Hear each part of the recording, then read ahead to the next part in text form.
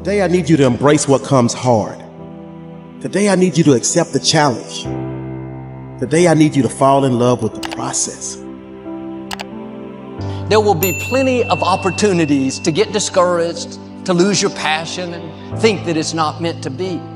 But if you're going to reach your destiny, you have to have a made-up mind. If you give up after the first time, or the 5th time, or the 30th time, what that really means is you didn't want it bad enough. There should be something you're believing for that you are relentless. You are not moved by how impossible it looks. You're not discouraged by how long it's taking. You don't give up because people told you no. Your attitude is, if I have to believe my whole life, I am not going to stop believing. I am not going to take no for an answer. I'm not going to settle for mediocrity. I'm going to keep pursuing what's in my heart. And ask ourselves, what do I really want? What do I really want? And write it down. Writing causes thinking. Thinking creates an image. And you get these images going, you're building a vision in your mind. It's the visionaries that's changed the world. Think of that. But what keeps that competitive edge, what keeps you on top, is the ability to think and prepare mentally over and over and over again. The body has limitations, the mind does not. We focus so much on what goes on from the neck down that we forget it all starts from here. Everything starts from here. If you're not mentally ready, you're never really physically prepared. And that's where the preparation starts. What would your life be like as you look toward the future if you decided, I'm not going to allow my fears to stop me? And I'm saying to you, whatever you got to do it, because if you don't, life is going to whoop you until you surrender. So when you're young and you make mistakes, don't let them eat you up. Because everybody that done made it, done made them. You got to fail in order to win. Hey, look, man, to understand how to hit the game-winning shot, you got to miss the game-winning shot. You know, you got to be tough because the road to success is always under construction. It's never a clear path to success. The people who become successful are the people who have a relentless attitude. And you just got to hang in there through the bad breaks, because the bad breaks is coming, but they usually come right before the big break is about to happen. You get a series of bad breaks and it stumbles up a lot of people. My life and my success is to say to anyone, you can stumble, you can fall, you can get back up again.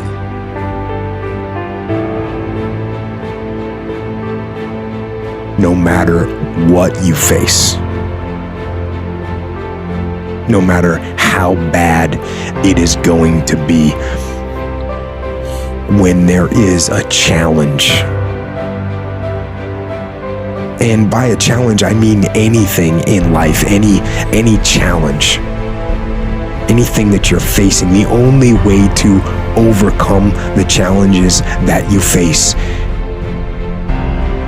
is to start walking. Take that step every day, no matter what you are facing. Get up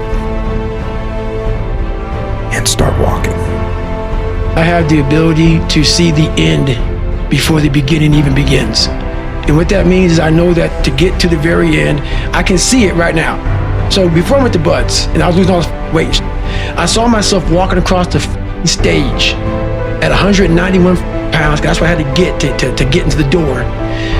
I saw myself 6 months, a year later, whatever it's going to take me to do it. I saw myself walking across that stage, getting that certificate of graduation from Buds. And I was able to be there at 300 pounds.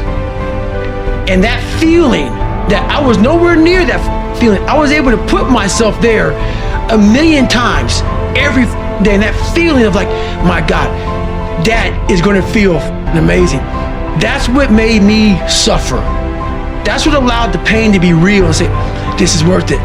I want to feel for this next 18 months. It took me 18 months to finally become a Navy SEAL, to finally, just get through buds. 18 months, it's 6 months. It took me 18.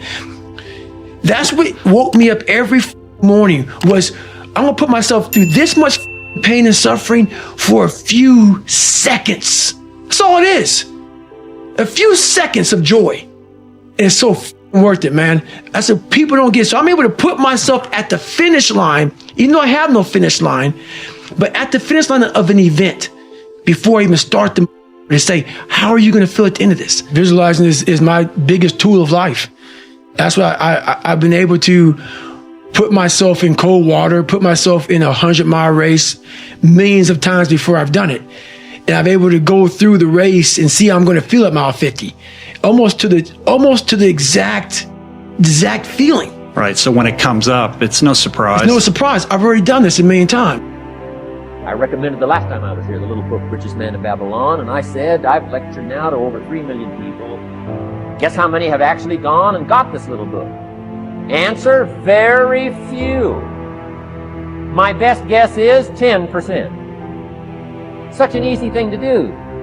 This little book, number one, is easy to find. Number two, it's easy to buy. The most you can pay for it, $6, $7, $8. You can borrow that from your kids. But if it's easy to find and easy to buy, and if it's easy to read, why wouldn't everybody go get it? We don't know. I don't know. Nobody knows. Here's how profound it is. Some do and some don't. Now here's the numbers. About 10% do. We don't know the mystery of that. And I'm telling you, 10 years from now, those numbers will still be the same. The numbers don't change. Only the faces change. I used to belong to the 90% who couldn't be bothered even if it was easy. How many people have a library card? Answer, 3%. 97% couldn't be bothered. Guy specializes in happy hour, but he doesn't have a card. And now readily and quickly blames the government, and blames his company, and blames the pay scale. Here's my advice to you today. Walk away from the 97%. Don't talk like they talk. Don't go where they go. Don't act like they act. Don't specialize in what they specialize in. Throw away the blame lists they cling to. You got to be consciously conscious today, because your environment can hypnotize, mesmerize, and paralyze you. The other thing is, take full responsibility for your life. Oscar Wilde once said, responsibility is what we expect from somebody else. This is very true. Most people dread accepting responsibility. That's just a fact of life, and we can see it in operation every day. We can see ourselves getting hot under the collar when the dentist keeps us waiting, and we're sitting there reading old magazines when our appointment was 30 minutes ago. And we don't stop to think that we forgot to mail in this month's mortgage payment. We can see ourselves growing angrier and angrier because a business contact is supposed to call at noon, and here it is almost 2 o'clock, and the phone still refuses to ring. But we don't stop to think about the calls we ourselves have forgotten to return while we've been so busy fuming.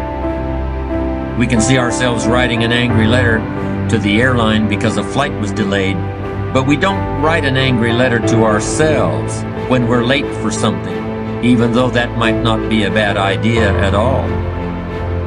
Yes, we can see avoidance of responsibility all the time in both our personal and professional lives. And here's something else we can see just as often. We can see that most people aren't as successful as they wish they were. Do you see there's a connection between these two very common phenomena? I certainly do, and by the end of this session, I hope you'll agree with me. I hope you'll understand that it's in your best interests to take responsibility for everything you do.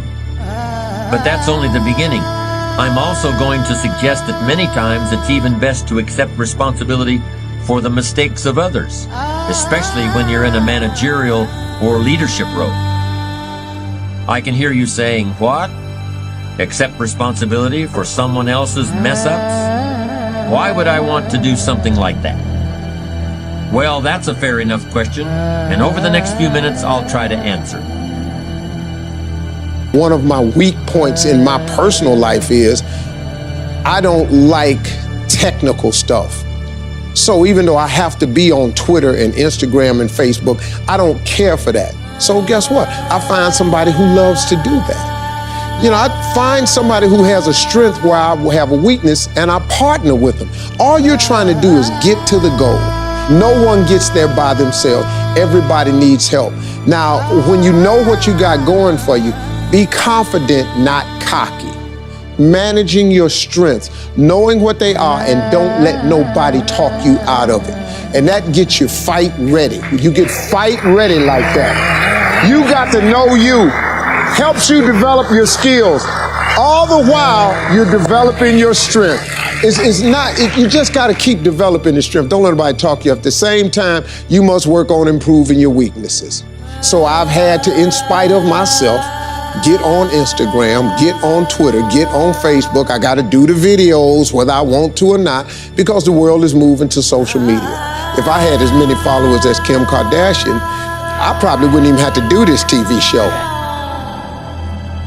During the years when professional basketball was just beginning to become really popular, Bill Russell, who played center for the Boston Celtics, was one of the greatest players in the pro league. He was especially known for his rebounding and his defensive skills. But like a lot of very tall centers, Russell was never much of a free throw shooter. His free throw percentage was quite a bit below average, in fact. But this low percentage didn't really give a clear picture of Russell's ability as an athlete. And in one game, he gave a very convincing demonstration of this. It was the final game of a championship series between Boston and the Los Angeles Lakers. With about 12 seconds left to play, the Lakers were behind by 1 point, and Boston had the ball. It was obvious that the Lakers would have to foul one of Boston's players in order to get the ball back. And they chose to foul Bill Russell. This was a perfectly logical choice, since statistically, Russell was the worst free throw shooter on the court at that moment. If he missed the shot, the Lakers would probably get the ball back, and they'd still have enough time to try to win the game. But if Russell made his first free throw, the Lakers' chances would be seriously diminished, and if he made both shots, the game would essentially be over. Bill Russell had a very peculiar style of shooting free throws. Today, no self-respecting basketball player anywhere in America would attempt it. Aside from the question of whether it's an effective way to shoot a basket, it just looked too ridiculous. Whenever he had to shoot a free throw, the 6'11" Russell would start off holding the ball in both hands about waist high. Then he'd squat down, and as he straightened up, he'd let go of the ball. It looked like he was trying to throw a bucket of dirt over a wall. But regardless of how he looked, as soon as Bill Russell was fouled, he knew the Celtics were going to win the game. He was absolutely certain of it. Because in a situation like this, statistics and percentages mean nothing. There was a much more important factor at work, something that no one has found a way to express in numbers and decimal points. Simply put, Bill Russell was a player who wanted to take responsibility for the success or failure of his team. He wanted the weight on his shoulders in a situation like this. No possibility for excuses, no possibility of blaming anyone else if the game was lost, no second guessing. Bill Russell wanted the ball in his own hands and nobody else's. And like magic, even if he'd missed every free throw he'd ever shot in his life before this, he knew he was going to make this one. And that is exactly what happened.